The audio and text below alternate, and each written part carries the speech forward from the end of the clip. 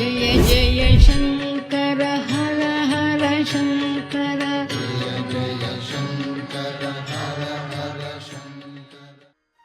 ஆன்மீக அன்பர்கள் அனைவருக்கும் அன்பு வணக்கம். மீண்டும் உங்கள் அனைவரையும் உங்கள் பிரசித்தி பெற்ற தரிசனம் டிஜிட்டல் வாயிலாக பெரியவா தரிசனத்தில் சந்திப்பதில் எங்கள் குழுவினரோடு இரட்டிப்பு மகிழ்ச்சி. குறிப்பாக இன்றைய நிகழ்வுக்கு போகிறதுக்கு முன்னாடி அத்தனை நேயர்களுக்கும் எங்களுடைய தரிசனம் டிஜிட்டல் வாயிலாக அனந்த கோடி நமஸ்காரங்கள். காரணம், பறந்து விரிந்த இந்த தேசம் முழுக்க இந்த பெரியவா தரிசனத்தை டிஜிட்டலில் பார்க்குறீங்க, நிறையா பேருக்கு ஷேர் பண்ணுறீங்க, நிறைய உங்களுடைய எண்ண கருத்துக்களை பதிவு செய்கிறீங்க. எப்போதுமே எரியிற தீபத்தை விட அந்த பாதுகாக்கக்கூடிய கரங்கள் பெரிது அப்படிம்பாங்க. நேயர்களுடைய அந்த அன்புக்கும் ஆதரவுக்கும் நெஞ்சம் நிறைந்த நன்றிகளை தெரிவித்து இன்றைய நிகழ்வுக்குள் நம்ம போகிறோம். 68வது பீடாதிபதியாக ஜெகன் புகழும் ஜெகத்குருவாக இந்த மண்ணில் ஏராளமான அதிசயங்களை செய்த மகா பெரியவருடைய சிறப்புகளை பார்த்து வருகின்றோம். இன்றைக்கு திருடனுக்கு அருள் புரிந்த பெரியவா. என்ன சார் ஆச்சரியமாக இருக்குது? டாக்டர் வருவாங்க, வக்கீல் வருவாங்க, வாத்தியார் வருவாங்க, அறிஞர் வருவாங்க, அறிவியல் விஞ்ஞானி வருவாங்க, பெரிய மியூசிஷியன் வருவாங்க, பாடகர் வருவாங்க, கேமராமேன் வருவாங்க, சினிமாக்காரங்க வருவாங்க.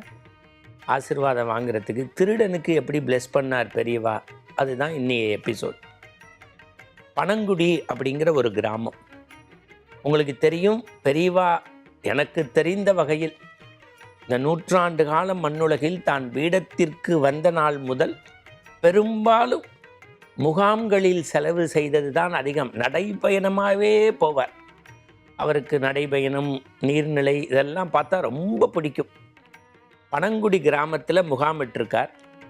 பொதுவாக பெரியவா ஒரு ஊருக்கு வராங்க அப்படின்னாலே மலரை மொய்க்கக்கூடிய வண்டு போல எல்லாரும் பக்தர்கள் எல்லாம் கூடி மகிழ்வதும் அவருடைய ஞான அருளை பெறுவதும் அது ஒரு பெரிய வாடிக்கை. அந்த வகையில் ஒரு நண்பகல் வேலை பெரியவா சந்திரமௌலீஸ்வரர் பூஜை முடித்து தீர்த்த பிரசாதம் கொடுத்து அப்படி தன்னுடைய பக்தர்களை எல்லாம் அப்படி அருளாசி கொடுத்துக்கிட்டு இருக்கார்.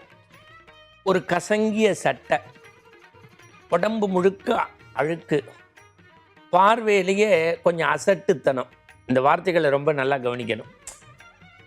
கசங்கிய சட்டை, உடம்பு முழுக்க அழுக்கு, பார்வையில் ஒரு திருட்டுத்தனம், ஒரு அசட்டுத்தனம், எப்படி வேணாலும் வச்சுக்கலாம். அவர் வராரு. சாப்பிட்டியா சாப்பிட்டியா சாப்பிட்டியா அப்படின்னு 3 தடவை ஒரு குரல். சார், இன்றைக்கும் நான் சொல்கிறேன், நம்ம வீட்லேயும் சரி, நீங்கள் வெளியில் விருந்துக்கு போகிற வீட்லேயும் சரி, சாப்பிட்றியான்னு சில பேர் கேட்பாங்க. சாப்பிட்டு வந்தீங்களா அப்படின்னு கேட்பாங்க. பசி ஆறியாச்சா அப்படின்னு கேட்பாங்க. வேறு ஏதாவது குடிக்க வேணுமா அப்படின்னு கேட்பாங்க. சாப்பிடு அப்படின்னு சொல்கிறதுக்கும் சாப்பிட்டியா அப்படிங்கிறதுக்கும் வித்தியாசம் உண்டு. நம்முடைய கருவில் நம்மளை சுமந்தால தோலை தொட்டிலாக்கி கையை கட்டிலாக்கி அந்த தாயார் அவள் தான் சார் பரிசுத்தமாக. நம்ம வயிறு பொறுக்காமல் ஒரு கவலை சோறு வச்சுருந்தா கூட எல்லாரும் சூடு சுவையாக இருந்தால் வீட்டில் சாப்பிட்ருவோம், மிச்சம் இருந்தால் தான் சாப்பிடுவா.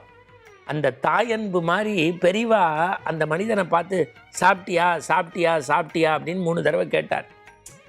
இந்த பசுவினுடைய கன்றுக்குட்டி எப்படி பசுகிட்ட பால் குடிக்குமோ ஒரு பரிவோட அதை அப்படியே தன்னுடைய மடிக்காம்பை காமிட்டுமோ, அதுபோல் அவனை பார்த்து அந்த பார்வையை தன்னுடைய தீட்சண்ய பார்வையால் பார்த்து சாப்பிட்டியா சாப்பிட்டியா, இது ஒரு ரொம்ப சாதாரண விஷயம். ஆனால் அந்த கேட்கக்கூடிய பாவனை இருக்குது பாருங்கள். அவன் அப்படியே மெய் சிலிர்த்து போனான். தன்னுடைய சீடரை கூப்பிட்டாங்க. இவரை உள்ள சமையல் அறைக்கு அழைச்சிட்டு போய் தலைவாழை இலை போட்டு வயிறார சாப்பாடு போட்டு அழைச்சின்னு வாடினார். அவர் கொஞ்சம் மடத்து சிப்பந்தி மேலாளர்கள் எல்லாரும் அந்த இடத்துல கூடிட்டாங்க. கொஞ்சம் அவங்களுக்கு சங்கடம். பெரியவா இப்போ தான் நண்பகல் பூஜை முடிஞ்சு நேவேத்தியம் நடந்திருக்கு. பெரிய பெரிய கணபாடிகள் உங்களை பார்க்குறதுக்கு வந்த வேதம் சொன்னவாள்லாம் கூட இந்த பனங்குடி கிராமத்தில் சாப்பிடாமல் இருக்கா. இவருக்கு அதெல்லாம் அப்புறம் பார்த்துக்கலாம், முதல்ல இவரை சமயக்கட்டில் கூட்டின்னு போய் நல்லா தலைவாழை இலை போட்டு தண்ணி தெளித்து வயிறார சாப்பாடு போட்டு அமுச்சு வை. சார், இது சத்தியம் 1969 70களில் நடந்தது அப்படின்னு நினச்சா கண்ணில் தண்ணி தாரை வார்க்குது. அவன் சாப்பிட்டு வந்தவன் சார் குற்றால அருவி பெருக்கெடுத்த மாதிரி கொட்டுறான் சார் அழுக.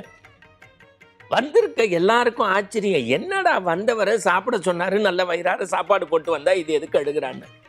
நெடிஞ்சாங்கடையா சடார்னு பெரியவாள்கிட்ட விழுந்து, பெரியவா மன்னிச்சுக்கோங்க, நீங்கள் பனங்குடி கிராமத்துக்கு வந்து 3 நாள் ஆச்சு, இங்கே வந்தால் ஏதாவது விலை உயர்ந்த பொருளை திருடிட்டு போகலான்னு வந்தேன், இங்கே வந்தால் விலை உயர்ந்த பொருளை ஏதாவது 3 நாளில் திருடிட்டு போகலான்னு வந்தேன்.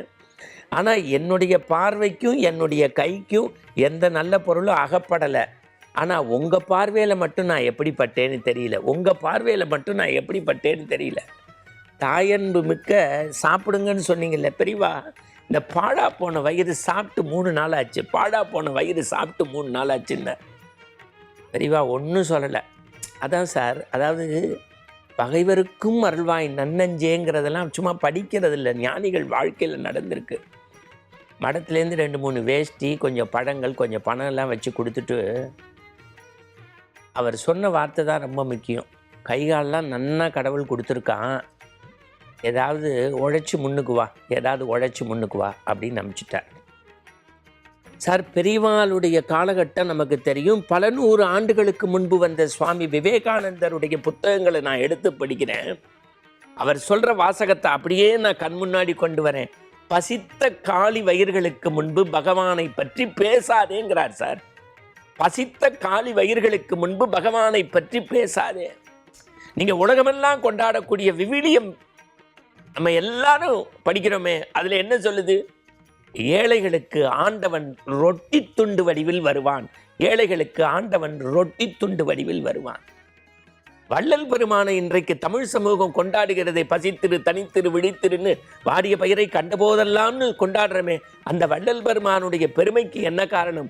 அணையா அடுப்பை வைத்து வடலூரில் வந்தவருக்கெல்லாம் உணவு சார். யார் ஒருத்தர் வயிற்ற பார்க்குறானோ அவர் தான் சார் மகான்.